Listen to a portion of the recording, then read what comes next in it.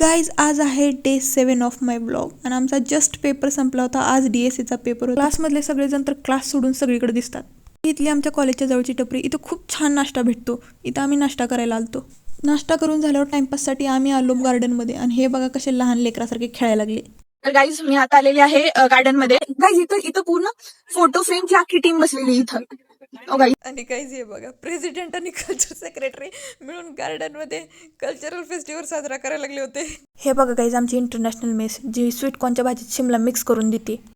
2 दिवस झाले सर माझ्या मागे लागले. व्हिडिओ केलेला दाखव. पण मी आता सरांनाचा व्हिडिओ काय केलेला दाखवायला नाही.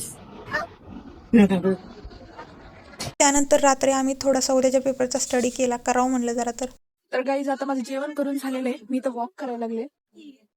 हे बॅकएंडला जे आहे ते हॉस्टेल आणि मेस आहे आमचं.